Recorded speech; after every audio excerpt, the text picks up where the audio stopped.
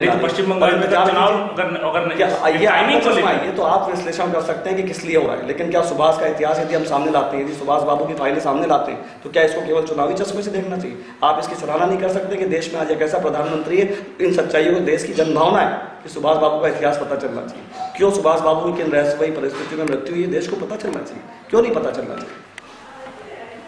तो जेएनयू का जो विवाद है, इस जेएनयू के विवाद को, इस मामले को अब भारतीय जनता पार्टी कहां तक लेकर जाना चाहती है? और जैसे राहुल गांधी, आज तो जैसे इस देश में पुरस्कार लोगों ने लौटाए, विद्वानों ने कही, अब इस देश में अब ये हो गया, आज एक देश के मूर्धन्य पत्रकार उन्होंने तो यहां तक कह दिया कि मैं राष्ट्रद्रोही हूं, क्योंकि उनको ऐसा लगता है कि भारतीय जनता पार्टी और भारतीय जनता पार्टी की सरकार इस देश की बोलने की जो आजादी है, अभिव्यक्ति की जो आजादी, उस पर भी अंकुश लगाने जा रही है। तो भारतीय जनता पार्टी इस लड़ाई को आगे कैसे हैंडल करेगी और इस देश के आम जनमानस को कैसे समझाएगी, जब इतनी सारी दोनों तरह की जो विसंगतियां हैं, कश्मीर का मामला है, फिर अफजल गुरु का मामला, इस तरह की जो, इसमें आम जनमानस को आप कैसे कनेक्ट करेंगे, कैसे इसको संदेश देंगे? नहीं, भारतीय जनता पार्टी की नीयत एकदम सही है। भारतीय जनता पार्टी अपने जो उसके फॉर्मूले पे है, जो उसके एजेंडे में है, उसको राजनीतिक चश्मे से नहीं, राष्ट्रवाद के चश्मे से ही साकार करने जा रही है। देखिए, आपने ये पूछा कि हम इस मुद्दे को कहाँ तक लेकर के जाएंगे। दूसरी बात आपने कहा हम इसमें लोगों को कैसे कनेक्ट करेंगे। मैं आपको ये बताना चाहता हूँ, ये मुद्दा इसलिए गंभीर है कि भारत की राजधानी दिल्ली में एक प्रतिष्ठित संस्थान में ऐसे नारे लगते हैं जो देश के विरोध में, जो भारत की एकता के विरोध में, जो भारत की अखंडता के विरोध में, जो भारत को तोड़ने का सपना देखते हैं, ऐसे लोग वहाँ पर एकत्रित होते हैं। इससे भी बड़ी गंभीर बात यह है कि भारत की प्रमुख विपक्षी पार्टी का एक वरिष्ठ नेता, सर्वाधिक वरिष्ठ नेता वहाँ पर जाता है, मैं उनका नाम भी ले सकता हूँ, श्रीमान राहुल गांधी वहाँ गए थे। वो वहाँ गए, उन्होंने अपने भाषण में कहा छात्रों के बीच में कि मैं आपकी आवाज को दबाने नहीं दूंगा। नरेंद्र मोदी सरकार आपकी आवाज को दबा दी है। मैं ही नहीं, 10 करोड़ लोग आपके साथ खड़े हुए भारत के अंदर। मैं राहुल गांधी से ये पूछना चाहता हूँ, अफजल समर्थक छात्रों के बीच वो खड़े होकर के बात बोल रहे थे, मैं राहुल गांधी से ये पूछना चाहता हूँ, पूरा देश ये पूछना चाहता है कि वहां पर 5-6 प्रकार की बातें छात्रों ने कही थी। भारत तेरे टुकड़े होंगे इंशाअल्लाह इंशाअल्लाह, पाकिस्तान जिंदाबाद, India go back, India go back, Kashmir की आज़ादी लेके रहेंगे, केरला की आज़ादी लेके रहेंगे, अफजल हम शर्मिंदा है, तेरे कातिल जिंदा है। इनमें से कौन सी बात है जो राहुल गांधी चाहते हैं कि उसको दबाया नहीं जाना चाहिए? अगर हमने इन बातों को दबाया, अगर इस आधार पे हमने कार्रवाई की है, राहुल गांधी वहां जाके कहते कि मैं इन आवाजों को दबाने नहीं दूंगा, पूरा देश जानना चाहता है कि ऐसी कौन सी बातें थी जिसको राहुल गांधी दबाने नहीं देना चाहते।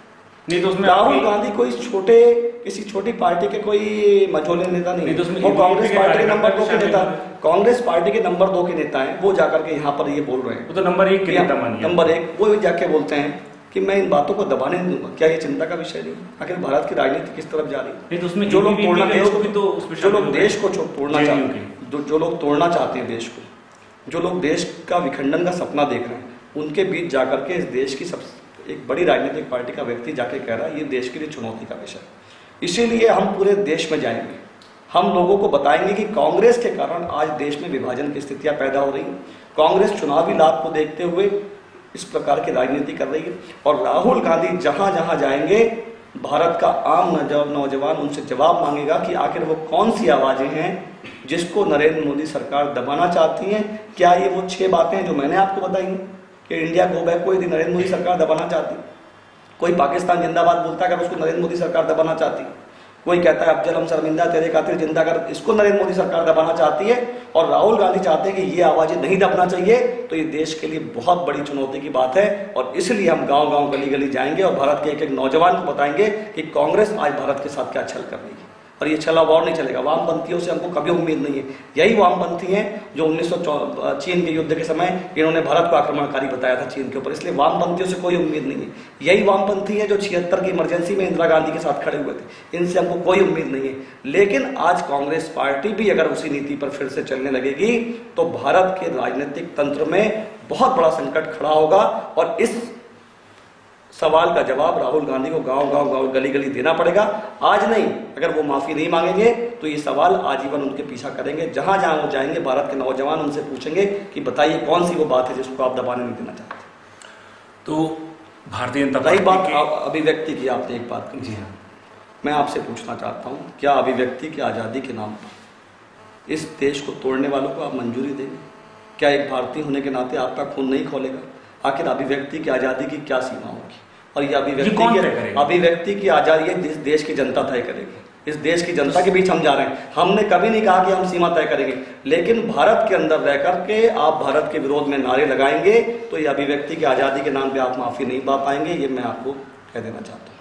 अगर आप भारत के खिलाफ कहेंगे, आप भारत की एकता के खिलाफ कहेंगे, भारत की एकात्मता के खिलाफ कहेंगे, तो इस चुनौती का जवाब इस चुनौती का जवाब ईंट का जवाब पत्थर से नहीं। तो बहुत अच्छी बात है, लेकिन सवाल यही मामला है भारतीय जनता पार्टी का यही फंस जाता है कि इसको तय कौन करेगा कि व्यक्ति की देश की जनता तय करेगी। यही भारतीय जनता पार्टी है जिसने एक जमाने में ये कहा था कि ये आज़ादी झूठी है। जब देश आज़ाद हुआ और सारी चीजें हुई, आज़ादी झूठी है, किनारे लगाए। तो सवाल ये कई समय तक कई दफ्तरों में भारत का तिरंगा नहीं लहराता था। तो इस तरह के कई सारे जो मतभेद है इसमें भारतीय जनता पार्टी के विचारों में, तो उसको लेकर सवाल है। हमारे विचारों में कोई मतभेद नहीं, तो वही हम शुरू से देश की एकात्मता के लिए हमारे नेताओं ने बलिदान दिया। श्यामा प्रसाद मुखर्जी का जो बलिदान हुआ वो कश्मीर के लिए हुआ। जब देश में इंदिरा गांधी ने इमरजेंसी लगाई, लोकतंत्र की रक्षा हमने करी। हमारे विचारों में कोई मतभेद नहीं, हम बहुत स्पष्ट हैं। राष्ट्रवाद हमारा सबसे बड़ा सिद्धांत है, उससे कोई समझौता किसी कीमत पे नहीं करेंगे। किसी नहीं, तो अगर हम इस पे सवाल उठाते कि अगर मैंने सवाल उठाया तो क्या मैं अपने आप को राष्ट्र विरोधी मानूं? देश में बहस की पूरी गुंजाइश है। ये तो देश जतो मत ततो पथ, जितने मत उतने पथ, लेकिन इस देश को बचाने की जिम्मेदारी भी भारत के लोगों के ऊपर है। यदि कोई भारत की एकता और अखंडता के खिलाफ बोलेगा, कोई इसके टुकड़े करने की बात करेगा, तो भारत की प्रतिक्रिया उसको जरूर मिलेगी। तो भारतीय जनता पार्टी के प्रदेश उपाध्यक्ष श्री मनोरंजन मिश्रा जेएनयू मुद्दे को लेकर बिल्कुल स्पष्ट हैं, साफ हैं कि राहुल गांधी ने जो जेएनयू परिसर में जाकर किया है उसको वो जन आंदोलन बनाएंगे और भारतीय जनता पार्टी के पक्ष में पूरे देश में राष्ट्रवाद की एक नई लहर खड़ी करेंगे। साथ ही साथ उन्होंने यह भी स्पष्ट कर दिया कि इस देश में विचारधारा की एक नई जंग भी शुरू हो जाएगी।